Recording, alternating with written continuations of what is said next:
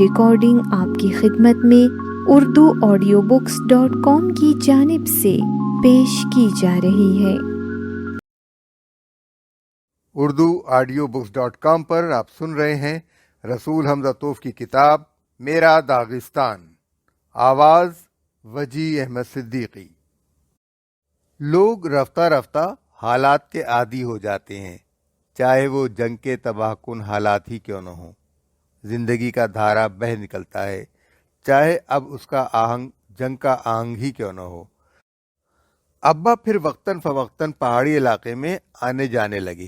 ان کے لیے پہاڑ کی کھلی فضا میں سانس لینا کتنا آسان ہوتا اور انہیں کتنی مسرت ہوتی جب وہ اس آب و ہوا میں اپنی کبھی جدا نہ ہونے والی پاپاخ پہن کر چہل قدمی کرتے۔ اپنے ان سفروں کے دوران ان کے چہرے پر ایسی بشاشت نظر آتی جیسے کسی انسان کو طویل عرصے تک سگریٹ پینے پر سخت پابندی کی اذیت جھیلنے کے بعد اچانک تیز اور خوشبودار گھریلو تمباکو مل گئی ہو، اور اب وہ بڑے آرام کے ساتھ لذت لے لے کر اس تمباکو سے سگریٹ بنا رہا ہو، پھر متوقع لذت کے شدید احساس کے ساتھ سگریٹ جلا رہا ہو، اور پھر سگریٹ کے ایک طویل کش کا مزہ لوٹ رہا ہو۔ حمزہ نے سگریٹ کبھی نہیں پی، لیکن انہیں اتنی ہی یا اس سے بھی زیادہ لذت زندگی کی چھوٹی چھوٹی باتوں سے حاصل ہو جایا کرتی تھی۔ تخلیق سے حاصل ہونے والی مسرت یا گھر اور ملک سے شدید محبت سے ملنے والی مسرت جیسی بڑی چیزوں کا تو ذکر ہی کیا ہے۔ ابا کی نوٹ بک سے: رجب میرا دوست ہے، لیکن اس نے میرے ساتھ وہ سلوک کیا جو دشمن بھی نہیں کر سکتا۔ اس میں ایک استرے نے اس کی مدد کی۔ یہ ابا کی نوٹ بک میں ایک جگہ درج ہے۔ بات یوں ہے کہ 1934 میں ابا ادیبوں کی پہلی کانگریس میں شرکت کی غرض سے ماسکو گئے۔ آوار ادیب رجب دین ماگومایف نے، جو اس وقت زندہ تھے، ابا کو اس پر راضی کر لیا کہ وہ ایک حجام کی دکان پر جا کر سر اور داڑھی کے بال ترشوا لیں۔ اب یہ بتانا تو مشکل ہے کہ رجب نے اشارہ کر دیا تھا یا حجام کو غلط فہمی ہوئی۔ بہرحال ہوا یہ کہ ابا ابھی پوری طرح سمجھ بھی نہ پائے تھے کہ ہو کیا رہا ہے، جب تک ان کی وہ داڑھی جو کبھی بھی مونڈی نہ گئی تھی ان کے چہرے سے صاف ہو چکی تھی۔ جب انہیں اپنی اس درگت کا احساس ہوا تو وقت ہاتھ سے نکل چکا تھا۔ جب انہوں نے آئینے میں ایک قطعی نیا اور نامانوس چہرہ دیکھا تو چیخ پڑے۔ اپنے دونوں ہاتھوں سے انہوں نے اپنے چہرے کو چھپایا اور حجام کی دکان سے بھاگ آئے۔ اس کے بعد انہوں نے کانگریس کے کسی اجلاس میں شرکت نہ کی اور اپنے دوستوں سے بھی الگ تھلگ رہے۔ بعد میں انہوں نے کہا، جب میں زندگی میں اپنے چہرے سے غداری نہ کر سکا تو پھر اپنی نظموں میں اپنے چہرے سے غداری کیسے برداشت کر سکتا ہوں؟ ابا کو تصنع اور بناوٹ نہ زندگی میں پسند تھی نہ شاعری میں۔ زندگی میں صرف ایک بار انہوں نے طبیعت کے خلاف بناوٹی انداز اختیار کیا، مگر وہ بھی کچھ ہی دیر کے لیے۔ یاد کی ایک جھلک: ایک دن مخاز قلعہ میں ہمارے گاؤں کے کچھ لوگ ابا سے ملنے آئے۔ گفتگو کے دوران ان لوگوں نے محسوس کیا کہ ابا ایک ایسے انداز میں بیٹھے ہیں جو قطعی نیا اور انوکھا ہے، یعنی ان کی تھوڑی 3 انگلیوں پر ٹکی ہوئی ہے۔ ان میں سے ایک نے کہا، اس سے پہلے ہم نے تم کو کبھی اس طرح بیٹھے نہیں دیکھا ہے کہ تمہاری ٹھوڑی 3 انگلیوں پر ٹکی ہو۔ یہ عادت کب سے پڑی؟ کیوں پڑی؟ یہ عادت تم پر اچھی نہیں لگتی حمزہ، یہ انداز تو تمہارا ہے ہی نہیں۔ ہاں، مجھے یہ عادت چھوڑ دینی چاہیے، حمزہ نے کہا۔ اس کی ذمہ داری مصور محی الدین جمال پر ہے۔ اسے میری تصویر بنانی تھی اور اس نے پورے 3 مہینے تک مجھے یوں ہی بٹھائے رکھا۔ پورے 3 مہینے میں اس کے سامنے بے حس و حرکت بیٹھا رہا ہوں کہ میری 3 انگلیاں میری ٹھوڑی کو سہارا دیے رہیں۔ مصور یہی چاہتا تھا اور مجھے بہرحال اس کے حکم کی تعمیل کرنی تھی۔ یہ تو بڑا صبر آزما کام رہا ہوگا۔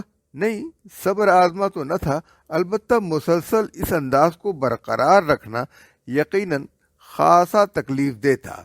کبھی مجھے یوں لگتا یہ جو 3 انگلیاں میری ٹھوری کو سہارا دیے ہوئے ہیں وہ میری نہیں کسی اور کی ہیں، اور کبھی یہ احساس ہوتا کہ میری 3 انگلیاں کسی اور ٹھوڑی کو سہارا دے رہی ہیں۔ میں 3 مہینے تک روزانہ اسی انداز سے بیٹھتا رہا، آخر اس کا عادی ہو گیا۔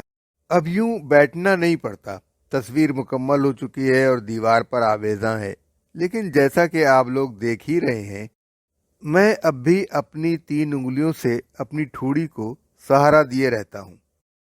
آپ تو جانتے ہی ہیں کہ دل کا مریض اس وقت بھی اپنا ہاتھ اپنے سینے پر بائیں جانب رکھے رہتا ہے جب اس کے دل میں درد بھی نہ ہو رہا ہو، لیکن آپ لوگ پریشان نہ ہوں، میں یہ عادت جلد ہی چھوڑ دوں گا۔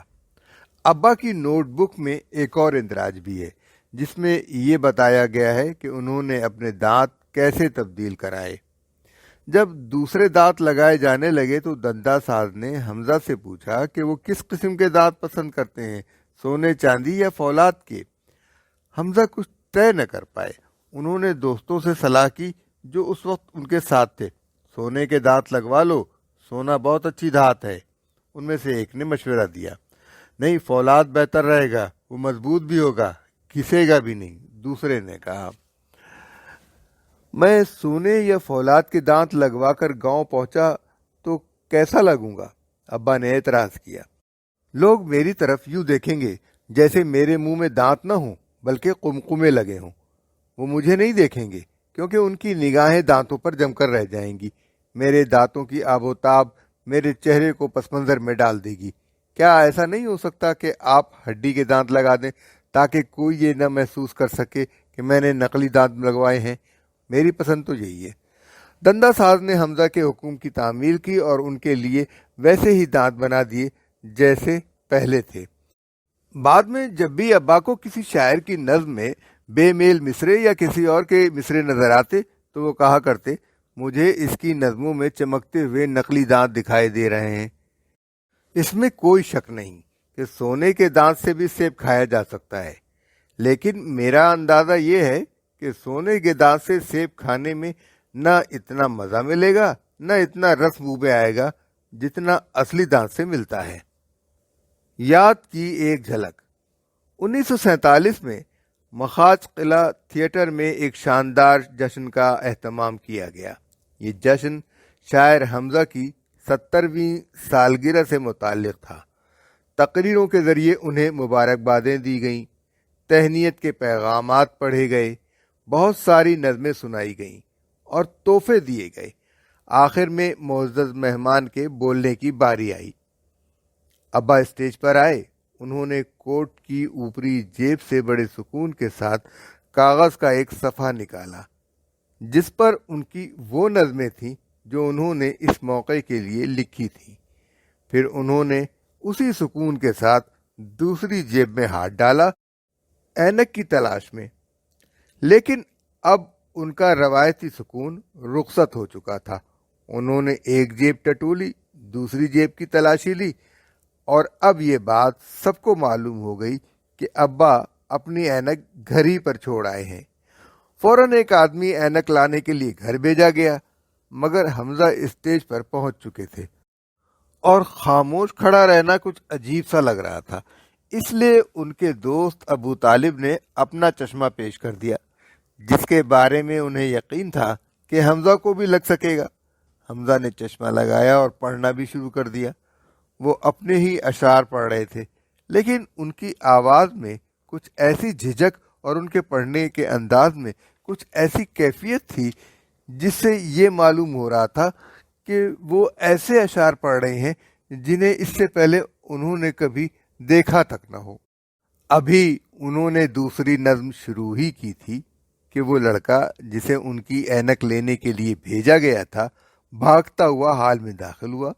حمزہ نے فوراً ابو طالب کا چشمہ واپس کیا اور اپنی اینک لگا لی، اور فوراً ہی ان کا انداز بدل گیا اور ان کی آواز میں وہ خود اعتمادی پیدا ہو گئی جو ان کی خصوصیت تھی۔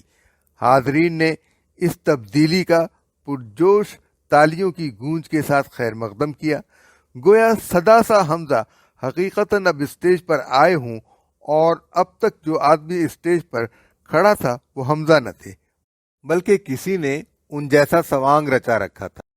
इस चश्मे ने तो मेरी सालगिरह की तकरीबन चौपट ही कर दी थी। हमजा ने मुस्कुराते हुए कहा। क्या मेरा चश्मा अच्छा न था? अबू तालिब ने सवाल किया। नहीं, वो चश्मा भी बहुत अच्छा था, मगर बात यह है कि वो तुम्हारा था। हर आदमी के पास उसकी अपनी आंखें होती हैं और उसे अपने चश्मे की जरूरत होती है। अब्बा का आलम यह था कि न तो वो इतनी तेज रोशनी में देखना पसंद करते थे कि आंखें चकाचौंध हो जाएं, और न इतने अंधेरे में कि कोई चीज नजर ही ना आ सके। न उन्हें बहुत ज्यादा मोटी चीजें अच्छी लगती थीं, न बहुत ज्यादा पतली, न बहुत ज्यादा सर्द, न बहुत ज्यादा गर्म, न बहुत ज्यादा महंगी, न बहुत ज्यादा सस्ती, न बहुत ज्यादा पुरानी किस्म की और न बहुत ज्यादा जदीद तर्ज की। उन्हें भेड़िए की खुखार फितरत भी नापसंद थी और खरगोश का बूदापन भी, मनमानी हुकूमत भी और गुलामों की सी मातहती भी। वो कहा करते थे, इतने खुश्क भी न हो कि चटक कर टूट जाओ और इतने नम भी नहीं कि कपड़े की तरह नचोड़े जा सको। वो इस तरह के आदमी नहीं थे कि पानी का एक कतरा उन्हें शराबूर कर दे या मामूली सी हवा से वो खुश्क हो जाए। वो एक सीधे साधे मेहनत कश इंसान थे जिनमें अवाम की तमाम आदतें और खुसूसियात मुज्तमा हो गई थीं, और यूं वो अवाम के एक बाइज्जत नुमाइंदे बन गए थे। याद की एक झलक। एक दिन अब्बा को और मुझे अपने एक अजीज की अयादत के लिए मखाज किला से गांव जाना था। हमारे गांव जाने की खबर अब्दुर्रहमान दानियालोव के कानों तक पहुंच गई, जो उन दिनों दागिस्तानी हुकूमत के सरबराह थे। उन्होंने हमारे सफ़र के लिए सरकारी सियाह मोटर भेज दी, जो जहां तक मुझे याद है जैम मॉडल की थी। जब तक हमारी मोटर शहर की सड़कों पर चलती रही, अब्बा बहुत खुश नजर आते रहे, मगर जैसे ही हम देही इलाके में दाखिल हुए और हमारी मोटर गधों, खच्चरों और घोड़ों पर सवार या पैदल चलने वाले पहाड़ी बाशिंदों के करीब से गुजरने लगी, अब्बा ने अपनी आरामदेह सीट पर यूं नजर डाली जैसे वो कुछ बहुत ज्यादा नागवार सी चीज हो। मेरे लड़कपन का जमाना था और मुझ में बड़ों जैसे एहसासात अभी पैदा न हुए थे, इसलिए मैंने खिड़की से सर बाहर निकाल दिया ताकि लोग ये देख सकें कि हम कितनी शानदार मोटर में सफर कर रहे हैं। उधर अब्बा का ये हाल था कि वो कोने में धंसते जा रहे थे ताकि उन पर किसी की नजर न पड़े। इस दरमियान बारिश होने लगी। जब हम गोदसाल नदी पर पहुंचे तो हमें वहां एक बैलगाड़ी नजर आई जो बीच धारे में फंस गई थी। बूढ़ा गाड़ीबान उसे बाहर निकालने की हर मुमकिन कोशिश कर रहा था, मगर मामला उसके बस से बाहर था। अब्बा ने ड्राइवर से गाड़ी रुकवाई, दरिया में उतरे और वहां बूढ़े गाड़ीबान के साथ बैलगाड़ी बाहर निकालने की कोशिश करने लगे। दोनों ने मिलकर बैल की बाग संभाली, कांधों से गाड़ी के पहियों को धक्का दिया और देखते देखते बैलगाड़ी दोबारा सड़क पर आ गई। हमारा सफर फिर शुरू हुआ, लेकिन अभी चंद ही किलोमीटर गए होंगे कि फिर एक नदी रास्ते में पड़ी। अब्बा ने मोटर फिर रुकवा दी और वहां ठहर कर बूढ़े गाड़ीबान का इंतजार करने लगे। यहां पहुंचकर वो फिर फंस जाएगा। बैलों को ये दरिया पार कराना मुझे अच्छी तरह आता है। मैं यहाँ रुककर उसका इंतजार करूंगा और उसे दरिया पार कराकर ही आगे बढ़ूंगा। हम लोग इंतजार करते रहे। आखिर बूढ़ा गाड़ीबान अपनी बैलगाड़ी लिए हिलता डुलता हम तक पहुंचा। अब्बा ने उसे नदी पार कराई और तब हम आगे बढ़े। कई बार मैं भी बोइना कसक से तरह तरह के सामान लेकर गांव लौटते हुए इस तरह की मुसीबत में फंस चुका हूं। अब्बा ने कार की तरफ आते हुए और कोट के दामन से हाथ साफ करते हुए कहा था। वो एक गमगीन मुस्कुराहट के साथ बैलगाड़ी की तरफ देख रहे थे, गोया उस हिलती डुलती बैलगाड़ी के साथ उनका माजी, और माजी ही नहीं बल्कि उनकी पूरी जिंदगी भी उनसे दूर होती जा रही हो। हनजा के प्लेटों की चढ़ाई पर एक लारी हमारी कार से आ टकराई और कार का एक पहिया टूट गया। हम लोगों को यूं लगा जैसे अब्बा इस हादसे से खुश हुए हों, क्योंकि अब कार छोड़ने और पैदल गांव जाने का एक बहाना हाथ आ गया था। हमने उनसे इसरार किया कि वो कुछ देर ठहर जाएं, تاکہ ہم کار میں موجود فالتو پہیہ لگا لیں، مگر انہوں نے ہماری ایک بات نہ سنی۔ میں تو اس طرح کی کار میں بیٹھ کر کسی شادی کی تقریب میں شرکت کے لیے جانا بھی شرمناک سمجھتا ہوں۔ اس وقت تو میں اپنے ایک بیمار دوست کی عیادت کے لیے جا رہا ہوں، مجھے آن بان کی ضرورت نہیں۔ واقعہ تو یہ ہے کہ کار خراب ہو جانے سے مجھے خوشی ہوئی ہے، کیونکہ اب میں پیدل چل سکوں گا۔ یہ کہہ کر وہ اسی پگڈنڈی پر چل پڑے جس پر وہ بچپن سے چلتے آئے تھے اور جس پر پہاڑی باشندوں کی لاتعداد نسلیں یکے بعد دیگرے ہمارے گاؤں آتی رہی ہیں۔ ہم نے دوسرا پہیہ لگایا اور شاہراہ سے ہوتے ہوئے ٹھیک اسی وقت گاؤں پہنچے جب ابا گاؤں میں داخل ہو رہے تھے۔ مخاش قلعہ میں واپسی پر عبد الرحمن دانیالوف نے تردد کے ساتھ ابا سے حادثے کے بارے میں پوچھا۔ کار تو بہت اچھی تھی، ابا نے طنزیہ لہجے میں کہا، بس ذرا سا اور خراب ہو جاتی تو سب کچھ ٹھیک ہوتا۔ یاد کی ایک جھلک۔ زندگی کے آخری برسوں میں ابا بے حد علیل رہا کرتے تھے۔ ابا پر بیماری کا حملہ اچانک پہاڑی علاقوں کے ایک دورے کے درمیان ہوا، جہاں انہیں اپنے حلقہ انتخاب میں لوگوں سے خطاب کرنا تھا۔ سوویت یونین کی اعلیٰ سوویت کے لیے الیکشن ہونے والا تھا اور انہیں امیدوار نامزد کیا گیا تھا۔ وہ ضلع کے صدر مقام تک تو کار سے گئے تھے، لیکن انہیں پہاڑی علاقے میں اپنا سفر گھوڑے پر کرنا تھا۔ ابا کو پرسکون اور فرمانبردار گھوڑے پسند تھے۔ عام طور پر وہ بہت آہستہ گھوڑا چلایا کرتے تھے، بار بار گھوڑے سے اتر جاتے اور اس کی باگ پکڑ کر چہل قدمی کرنے لگتے۔ چہل قدمی سے ابا کو سب سے زیادہ خوشی ہوتی تھی۔ مقامی حکام نے غیر معمولی طور پر ابا کا خیال کیا۔ انہوں نے اپنے ہونے والے نمائندے کے لیے ایک جوان اور تیز رفتار گھوڑے کا اہتمام کیا تھا۔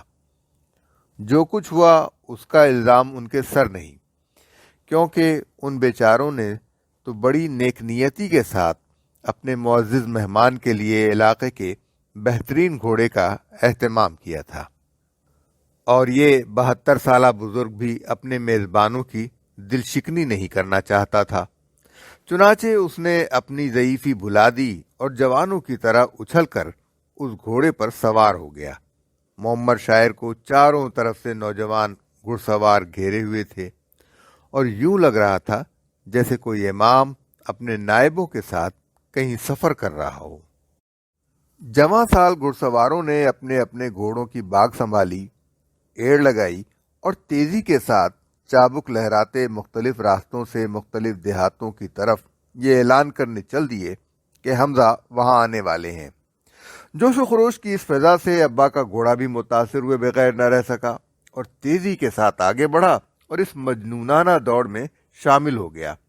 زین پر بیٹھے ضعیف العمر شاعر کو اس دوڑ نے جھنجھوڑ کر رکھ دیا۔ ان کی طبیعت بگڑنے لگی اور بگڑتی ہی چلی گئی، یہاں تک کہ وہ گھوڑے سے نیچے آ رہے۔ مخاش قلعہ واپس آئے تو ابا بہت بیمار تھے اور یہ مرض ان کی جان ہی لے کر ٹلا۔ شاعری کا بھی یہی حال ہے، انہوں نے کھانستے ہوئے کہا تھا۔ شاعر کو چاہیے کہ وہ اپنے ہی گھوڑے پر سواری کرے، اسی گھوڑے پر جس کا وہ عادی ہے، اور کسی غیر کے گھوڑے پر سوار نہ ہو جس کو وہ قابو میں نہ رکھ سکے۔ غیر کا گھوڑا یقیناً کہیں جا کر اسے دغا دے گا۔ ابا کے بارے میں گفتگو کرنی ہو تو میں بے تکان بول سکتا ہوں، لیکن اب میں آپ سے ان کے ایک دوست ابو طالب کا ذکر کرنا چاہتا ہوں، جن کے ساتھ میں نے کل کا پورا دن گزارا ہے۔ ابو طالب کے ساتھ ایک دن میرے لیے اپنی کسی ناتمام نظم کو جو کسی وجہ سے ادھوری رہ گئی ہو پورا کرنا مشکل ترین کام ہوتا ہے۔ پہاڑی لوگ کہتے ہیں کہ مینڈک کے دم نہ ہونے کی وجہ یہ ہے کہ دم لگانے کا کام اس کی تخلیق کے وقت اگلے دن کے لیے ملتوی کر دیا گیا تھا۔ صبح کو میں نے یہ فیصلہ کیا کہ وہ لمبی نظم جو میں نے 15 دن پہلے شروع کی تھی آج پوری کر ڈالوں۔ اس کے لیے ایک پورا دن درکار تھا، اس لیے میں نے اپنے بچوں کی کھلائی فروسیہ سے کہا، اگر کوئی مجھے پوچھنے آئے تو کہہ دینا کہ میں باہر گیا ہوں، اور اگر کوئی ضروری کام ہو تو دن کے کھانے کے بعد ہی گھر پر مل سکوں گا۔ یہ کہہ کر میں نے زینے طے کیے، اپنے کمرے میں آیا اور کام شروع کر دیا۔ لیکن سڑک کا شور و غل مجھ تک پہنچ رہا تھا۔ ابھی زیادہ دیر نہیں گزری تھی کہ میں نے پھاٹک کھلنے کی آواز سنی، پھر فوراً ہی گھنٹی بجی۔ میں یہ تو نہ سن سکا کہ فروسیہ کیا کہہ رہی ہے، مگر ابو طالب کی آواز صاف سنائی دے رہی تھی۔ میں جس کرسی پر بیٹھا تھا اچانک وہ یوں لگنے لگی جیسے جلتا ہوا توا ہو یا کانٹوں بھرا بستر۔ کبھی بھی ایسا نہیں ہوا کہ ابو طالب حمزہ اور اب رسول کے دروازے پر سے اس طرح واپس لوٹے ہوں۔ کبھی ایسا نہیں ہوا کہ وہ دروازے پر آئے ہوں اور گھر میں داخل ہوئے بغیر لوٹ گئے ہوں۔ یہ بات وہم و گمان میں بھی نہیں آ سکتی، لیکن ساتھ ہی ساتھ ایک عجیب صورتحال پیدا ہو گئی تھی۔ نہ تو میں یہ برداشت کر سکتا تھا کہ ابو طالب مایوس لوٹیں، اور نہ ہی یہ بات کچھ اچھی لگتی تھی کہ فروسیہ کو جھوٹا ثابت کیا جائے، جس نے میرے حکم کی تعمیل کرتے ہوئے ابو طالب سے کہہ دیا تھا کہ میں گھر پر موجود نہیں ہوں اور سہ پہر کے بعد واپس آؤں گا۔ آخر دل نے دماغ پر فتح پا لی۔ میں نے کھڑکی سے سر باہر نکالا اور ابا کے پرانے دوست سے کہا، آئیے ابو طالب، میں یہاں ہوں۔ اللہ تیرا شکر ہے، کیا حمزہ کے بیٹے پر ایسا وقت آ سکتا ہے کہ وہ اپنے قرض خواہوں سے چھپنے لگے؟ ابو طالب نے فوراً اپنی پاپاخ اتاری اور فروسیہ کو ایک طرف ہٹاتے ہوئے اندر آ گئے۔ انہوں نے ترچھی نگاہوں سے فروسیہ کو دیکھتے ہوئے کہا، رسول، اس عورت کو سمجھا دو کہ جب ابو طالب دروازے پر آتا ہے تو یہ اپنے آپ کھل جاتا ہے، اور رسول ہمیشہ اس سے ملنے کے لیے گھر پر موجود رہتا ہے۔ ہاں، اسے یہ بھی بتا دو کہ اگر تم نہ بھی ہو تو اس گھر میں ہمیشہ ابو طالب کے لیے کھانے اور پینے کا سامان موجود رہتا ہے، اور اگر اسے رات گزارنی ہو تو اس کا انتظام بھی ہو جاتا ہے۔ اس میں فروسیہ کی غلطی نہیں، قصور فاطمہ کا ہے۔ صبح جب وہ کام پر جا رہی تھی تو وہ فروسیہ کو یہ حکم دے گئی تھی کہ جو بھی مجھ سے ملنے آئے اس سے کہہ دے کہ میں گھر پر نہیں ہوں۔ میری بیوی میرا بڑا خیال رکھتی ہے۔ بیوی کی موجودگی بھی کتنی بڑی چیز ہے، سارا قصور اس کے سر ڈال دو اور خود سارے الزام سے بری ہو جاؤ۔ فاطمہ کبھی بھول ہی نہیں سکتی کہ آج جمعرات ہے۔ ابو طالب نے اپنی جھبری شرابور پاپا کھلاتے ہوئے کہا، جمعرات کی ایسی کیا خاص خصوصیت ہے؟ میں نے پوچھا۔ خصوصیت؟ یہ میرے غسل کا دن ہے۔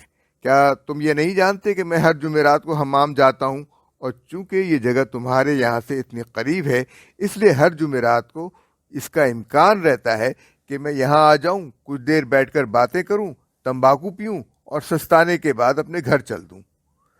ابو طالب، آپ کو حمام جانے کی کیا ضرورت ہے؟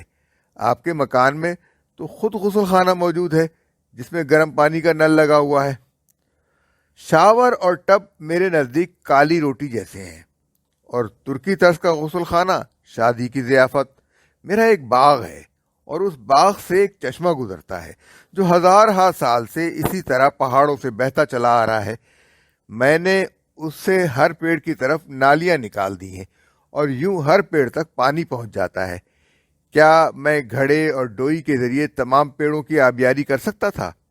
حمام میرے نزدیک پہاڑ سے بہنے والا یہ چشمہ ہے، اور تمہارا شاور اور ٹب گھڑا اور ڈوئی۔ نہیں رسول، یہ کھلونے بچوں کے شاعر نور الدین یوسفوف کے لیے ہی رہنے دو۔ میں نے سنا ہے کہ وہ کسی کٹ پتلی ڈرامے کا منظرنامہ لکھ رہا ہے۔ تم اپنا شاور اور ٹب اس کی کٹ پتلیوں کے حوالے کر دو۔ اس وقت آپ حمام سے لوٹ رہے ہیں، غالباً ایک پیالی چائے پینے میں آپ کو کوئی اعتراض نہ ہوگا، میں نے اپنے کمرے میں پہنچ کر کہا۔ واللہ چائے کا خیال برا تو نہیں، لیکن اگر شوربہ مل جائے تو کیا کہنا، اور خدا کی قسم شراب تو اور بھی اچھی رہے گی، مگر بھئی غسل کے بعد سب سے اچھی چیز ہے تھوڑی سی خالص ودکا۔ کچھ شوربہ تو ہے مگر کل کا ہے، ابھی تو صبح ہوئی ہے، آج کے لیے شوربہ تیار نہیں ہو پایا ہے۔ اچھا تو شروعات باسی شوربے سے ہی ہو جائے، جب تک ہم اسے ختم کریں گے آج کا شوربہ بھی تیار ہو جائے گا۔ ادھر فروسیہ میز پر سامان لانے میں مشغول تھی، ادھر میں ابو طالب کو شراب کا ذخیرہ دکھانے لگا جو بیرونی شرابوں پر مشتمل تھا۔ میں مختلف ملکوں سے رم، برانڈی، جن، وسکی، کالوادوس، ایفسنتنی شراب، ورماؤتھ، سلیودسی، نیز ہنگری کی یونیکیم وغیرہ کی رنگا رنگ بوتلیں ساتھ لایا تھا۔ برانڈی بھی طرح طرح کی تھی، مارٹینی، کامس، پلسک۔ ابو طالب، آپ کے لیے کون سی بوتل نکالی جائے؟ رسول، یہ ساری واہیات چیزیں میرے سامنے سے ہٹا لو۔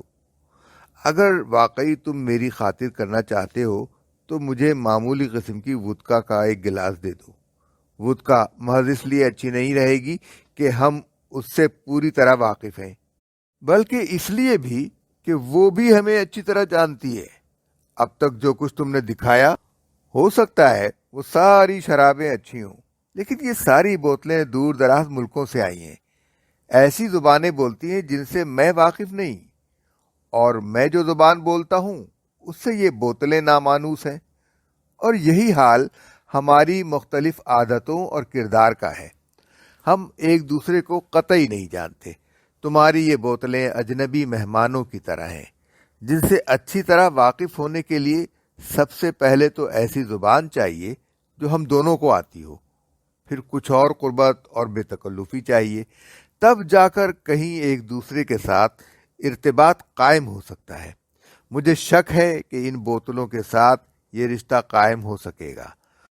تم انہیں اپنے دوست ماسکو کے ادیبوں کے لیے محفوظ رکھو، ان لوگوں کے لیے چھوڑ دو جو گھر کے چولہے پر ماں کے ہاتھوں تیار ہونے والے کھانے کا مزہ بھول گئے ہوں۔ مشکل یہ تھی کہ میرے اس ذخیرے میں وودکا کی ایک بوتل بھی نہ تھی۔ میں نے کچھ ایسا ظاہر کیا جیسے میں فوراً بازار جا کر وودکا لانے کے لیے تیار ہوں۔ ساتھ ساتھ یہ امید بھی تھی کہ ابو طالب مجھے جانے نہیں دیں گے، کیونکہ بارش بھی ہو رہی تھی اور سرد ہوائیں بھی چل رہی تھیں۔ پھر گھر میں شراب کی بوتلیں بھری ہوئی تھیں، اور یقیناً یہ ایک بے تکی بات تھی کہ جب بہترین فرانسیسی برانڈی کی بوتلیں سامنے ہوں تو وودکا کی فرمائش کی جائے۔ اور ابو طالب نے مجھے روکنے کی کوشش بھی کی۔ رسول، کوئی بھی دیکھ سکتا ہے کہ بال پک جانے کے باوجود تم ابھی تک جوان ہو، کیا یہ ضروری ہے کہ تم خود جاؤ؟ کیا کوئی ایسا آدمی بازار نہیں بھیجا جا سکتا جو تم سے کم عمر ہو؟ ایسا کرو کہ باہر نکل کر پڑوسی کے لڑکے سے یہ درخواست کرو کہ وہ بازار جا کر وودکا لے آئے۔ مجھے کوئی جلدی نہیں ہے، میں اس کی واپسی تک انتظار کر سکتا ہوں۔ میں نے ابو طالب کی بات مان لی، پڑوسی لڑکے کو کچھ پیسے دیے، وہ دکان کی طرف روانہ ہو گیا۔ اس درمیان ابو طالب نے ادھر ادھر دیکھنا شروع کر دیا۔ مجھے تمہارے گھر میں پہاڑی علاقے سے آیا ہوا کوئی مہمان نظر نہیں آ رہا ہے، کیا یہاں کوئی ایسا آدمی نہیں ہے؟ نہیں، آج تو نہیں ہے۔ جب تمہارے والد اور میرے دوست حمزہ زندہ تھے تو یہاں ہمیشہ لوگ ٹھہرا کرتے تھے۔ مہمان بڑے اچھے ہوتے ہیں، ان کے پاس ہمیشہ تمباکو کا ذخیرہ موجود رہتا ہے۔ سگریٹ پینی ہو تو میں آپ کی خدمت میں لاتعداد سگریٹیں اور سگار پیش کر سکتا ہوں، میں نے دراز سے سگار کیس نکالتے ہوئے کہا، جس میں طرح طرح کے سگار اور سگریٹیں بھری ہوئی تھیں۔ تم اپنی یہ سفید نلکیاں اپنے پاس ہی رکھو، ماسکو میں لوگ ان کو پیتے ہوں گے، میرے لیے یہ بیکار ہیں۔ مجھے تو تم اپنا پہاڑی قسم کا تیز تمباکو دے دو، ورنہ مجھے اپنی تھیلی نکالنی پڑے گی۔ ابو طالب نے اندر کی کسی جیب سے ایک بڑی سی تھیلی نکالی، اسے کھولا اور اس کی تہ سے بچا کھچا تمباکو نکالا۔ پھر انہوں نے بڑی مہارت سے سگریٹ تیار کی اور لب لگا کر اس کو تر کیا۔ کہاں یہ سگریٹ اور کہاں وہ تمہاری صاف ستھری ننھی منی لڑکیاں، ہے کوئی مقابلہ ان کا؟ میری سگریٹ کی اپنی شخصیت ہے، روئے زمین پر یہ اپنا ثانی نہیں رکھتی، جبکہ تمہاری جیسی ہزارہ سگریٹیں مل جائیں گی۔ تم بتاؤ، ڈبیا سے بنی بنائی سگریٹ نکال کر پینے میں زیادہ مزہ ہے یا اپنے لیے اس جیسی شاندار سگریٹ تیار کرنے میں؟ میں تو سگریٹ پینے کا لطف اسی وقت سے لینا شروع کر دیتا ہوں جب وہ تیاری کے مراحل سے گزر رہی ہوتی ہے۔ اپنے آپ کو اس لطف سے محروم رکھنے سے کیا فائدہ؟ میں نے سوئٹزرلینڈ یا بیلجیم کا بنا لائٹر جلایا، لیکن ابو طالب نے میرا ہاتھ ہٹا دیا۔ انہوں نے اپنی جیب سے لوہے کا ایک ٹکڑا، چکماق اور سن کی ایک لڑی نکالی۔ سن کی لڑی کا ایک سرا چکماق پر رکھا اور لوہے کے ٹکڑے سے اس پر ضرب لگائی۔ چنگاری سی پیدا ہوئی اور سن کی لڑی نے آگ پکڑ لی۔ انہوں نے ہوا میں اسے ذرا دیر لہرایا، شعلہ بھڑک اٹھا، جس سے اپنی سگریٹ جلائی، اور سن میری ناک کے قریب لہراتے ہوئے بولے، اسے سونگ، کیسی خوشبو آ رہی ہے نا؟ اور تمہارے لائٹر سے کیسی بو آتی ہے؟ کچھ دیر کے لیے ابو طالب دھوئیں کے بادل میں ڈوب گئے۔ پھر اس بادل سے ابھرتے ہوئے بولے، رسول مجھے ایک بات بتاؤ، تمہارے بال اتنی جلدی پک کیسے گئے؟ میں تو نہیں جانتا، لیکن مجھے اپنے بڑھاپے کا سبب معلوم ہے، تو بتائیے نا۔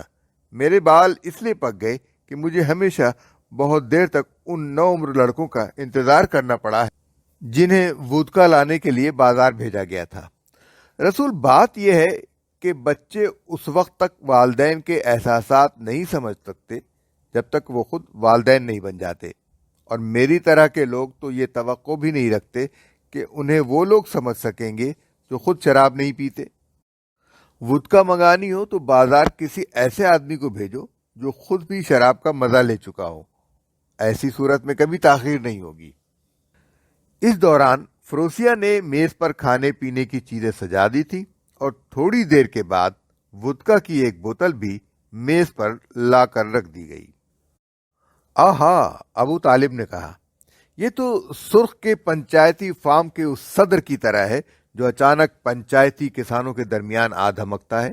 انہوں نے وودکا کی بوتل اٹھا لی اور اسے اس طرح پیار کرنے لگے جیسے وہ کوئی معصوم بچہ ہو۔ ہائے ہائے، کتنی خوبصورت بوتل ہے، مجھے یقین ہے کہ جو لڑکا یہ بوتل لایا ہے بڑا ہو کر بہت اچھا انسان نکلے گا۔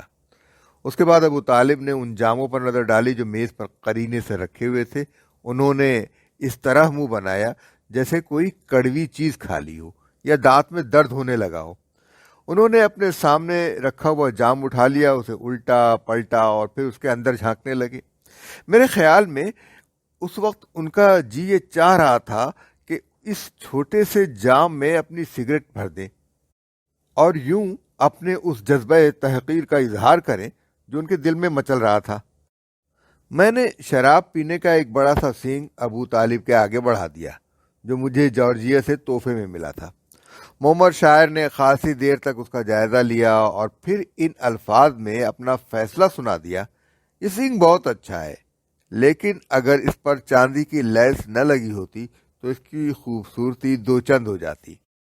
اس سینگ پر چاندی ویسے ہی ہے جیسے کسی دولہا پر پٹکا ہو۔ آخر اس کی ضرورت بھی کیا تھی؟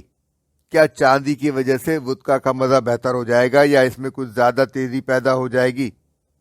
نہیں رسول، یہ نہیں چلے گا۔ مجھے تو تم کوئی معمولی سا گلاس لا دو، ویسا گلاس جیسا میں زندگی بھر استعمال کرتا رہا ہوں۔ مجھے اندازہ ہے کہ اس طرح کے گلاس میں شراب کے کتنے گھونٹ ہوتے ہیں، اور کب شراب نوشی روک دینی چاہیے اور کب تک اسے جاری رکھنا چاہیے۔ میں نے ابو طالب کی یہ خواہش بھی پوری کر دی۔ انہوں نے گلاس میں شراب بھری، روٹی کا ایک چھوٹا سا ٹکڑا اس میں ڈالا، پھر دارغین زبان میں بولے، درخواب۔ پھر انہوں نے شراب کا گلاس خالی کر دیا اور اطمینان کا سانس لے کر بولے، شراب پینے کے معنی کیا ہیں؟ یہ بتانا تو یقیناً مشکل ہے، ہو سکتا ہے اس لفظ کے معنی ہی نہ ہوں، لیکن ہر شخص جانتا ہے جب آپ درخواب کہتے ہیں تو آپ کی مراد کیا ہوتی ہے۔ گلاس خالی کرنے کے بعد ابو طالب نے اسے ایک طرف رکھا، شوربے کی پلیٹ اپنے قریب کھینچی، گوشت کی بوٹیاں الگ کی اور انہیں ایک دوسری تشتری میں جمع کر دیا، اور روٹی کے چھوٹے چھوٹے ٹکڑے شوربے میں حل کرنے لگے۔ وہ آہستہ آہستہ کھا رہے تھے، کھانے کا لطف لیتے ہوئے وہ گرم اور خوشبودار شوربہ چمچے میں بھر کر چٹخارا لیتے ہوئے حلق کے نیچے اتار رہے تھے۔ وقتاً فوقتاً وہ اتنے ہی مزے میں بوٹی کا ایک چھوٹا سا ٹکڑا کاٹتے اور اپنے منہ میں ڈال لیتے۔ میں نہیں سمجھتا کہ اگر انہوں نے گوشت کھانے کا کوئی اور طریقہ اختیار کیا ہوتا یا اپنی جیبی چھری کے علاوہ کوئی اور چھری استعمال کی ہوتی تو انہیں اس وقت جو مزہ مل رہا تھا اس کا آدھا مزہ بھی مل پاتا۔ گوشت اور شوربہ ختم ہو گیا تو ابو طالب نے میز پر بکھرے ہوئے روٹی کے تمام ٹکڑے جمع کیے اور انہیں بھی منہ میں بھر لیا۔ پھر انہوں نے تھوڑی سی وودکا پی اور اپنی مونچھیں صاف کیں۔ کیا اب آپ چائے پینا پسند کریں گے؟ کھانے کے بعد میں جو چیز پینا پسند کرتا ہوں وہ ہے مزید تمباکو۔ اچھا رسول، مجھے ایک بات تو بتاؤ، اگر تم سے پوچھا جائے کہ سگریٹ کی وہ کون سی خصوصیت ہے جو اسے دوسری چیزوں سے الگ کرتی ہے تو تم کیا جواب دو گے؟ میں اس کا جواب نہیں دے سکتا۔ بات یہ ہے کہ دوسری چیزوں کو آپ جتنا کھینچیے وہ بڑھتی جاتی ہے، جبکہ سگریٹ ہر کش پر گھٹتی جاتی ہے۔ انہوں نے اپنے اس سیدھے سادے معصوم لطیفے پر خوش ہو کر قہقہہ لگایا۔ ابو طالب، آپ بہت زیادہ سگریٹ پیتے ہیں، کیا یہ آپ کی صحت کے لیے مضر نہیں؟ لوگوں کا کہنا ہے کہ خود دیوتا بھی پیٹ بھر کھانے کے بعد سگریٹ پیتے ہیں۔ خیر، انہوں نے اپنی سگریٹ ختم کی اور پھر اچانک پوچھ بیٹھے، ادیبوں کی یونین کے بورڈ کی اگلی میٹنگ کب ہے؟ کل۔ کیا تمہیں کچھ معلوم ہے کہ ادیبوں کے امدادی فنڈ کے لیے زین الدین نے جو درخواست دی ہے وہ کل زیر غور آئے گی یا نہیں؟ نہیں، میں نہیں جانتا، لیکن اس سے آپ کو کیا سروکار؟ میں تمہیں ایک سبق آموز کہانی سناؤں۔ میں لڑکپن میں بچھڑے چراتا تھا۔ بچھڑے بڑے سیدھے تھے، انہوں نے کبھی مجھے پریشان نہیں کیا۔ میں مزے سے سبزے پر لیٹا دھوپ سینکتا رہتا اور قریب ہی بچھڑے چرا کرتے۔ ہر شخص مطمئن اور مسرور تھا، میں بچھڑے اور ان کا مالک۔ اتنے میں ایک عجیب واقعہ پیش آیا۔ ایک بچھڑا ذرا شریر قسم کا تھا، اچانک وہ ایک ایسے راستے پر چل نکلا جو جئی کے ایک کھیت کو جاتا تھا۔ دوسروں نے بھی اس کی پیروی کی اور میری مطمئن زندگی کا وہ آخری دن ثابت ہوا۔ اب میرے لیے بچھڑوں کو جئی کے کھیت سے دور رکھنا مشکل تھا۔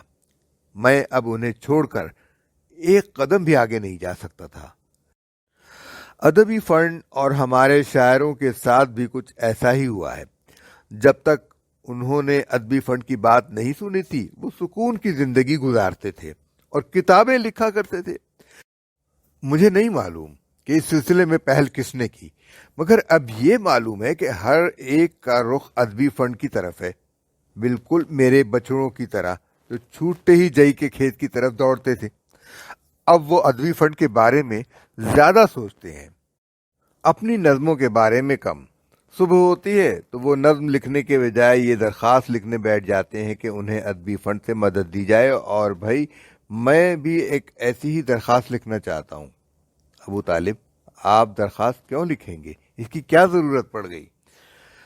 تم تو جانتے ہی ہو کہ میرے جسم کو کبھی کسی ڈاکٹر نے ہاتھ نہیں لگایا۔ اب میں کسی صحت گاہ میں کچھ دن گزارنا چاہتا ہوں۔ اگر آپ کی یہ خواہش ہے تو سمجھ لیجئے کہ صحت گاہ میں آپ کی جگہ محفوظ ہو گئی ہے اور ٹکٹ آپ کی جیب میں پہنچ چکا ہے۔ البتہ میں یہ پوچھنا چاہتا ہوں کہ کیا ادیبوں کی یونین کے بجائے آپ کا داغستان کی اعلیٰ سوویت کے پاس درخواست بھیجنا زیادہ بہتر نہ رہے گا؟ کیونکہ بہرحال آپ اعلیٰ سوویت کی مجلس صدارت کے رکن ہیں اور حکومت کی طرف سے قائم صحت گھر ادیبوں کے اپنے صحت گھر کے مقابلے میں زیادہ بہتر ہے۔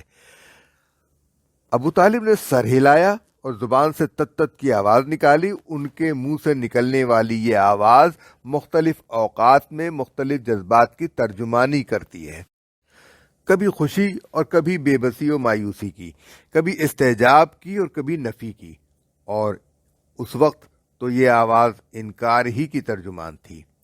نہیں رسول، پہلی بات تو یہ ہے کہ میں اعلیٰ سوویت کا رکن 4 سال کے لیے چنا گیا ہوں، جبکہ ادیب میں ساری زندگی رہا ہوں۔ دوسری بات یہ کہ کمزوریاں اور خامیاں تو دونوں ہی طرح کے صحت گھروں میں ہوں گی۔ اب تم ہی بتاؤ کہ تمہیں اور خپالائف کو تنقید کا نشانہ بنانا آسان ہے یا اعلیٰ سوویت کو؟ ٹھیک ہے، آپ درخواست مجھے دے دیجئے، کل ہی فیصلہ ہو جائے گا۔ میری درخواست تو مرزا لکھیں گے، کیونکہ میں نے زندگی میں کبھی کوئی درخواست نہیں لکھی ہے، اور تم لوگ ٹکٹ وغیرہ کا سارا بندوبست کر لینا۔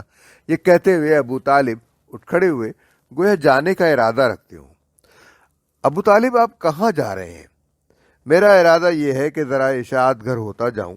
لوگوں نے مجھے بتایا ہے کہ میری نئی کتاب چھپ گئی ہے۔ میں دیکھنا یہ چاہتا ہوں کہ یہ ہے کیا، بیٹا یا بیٹی۔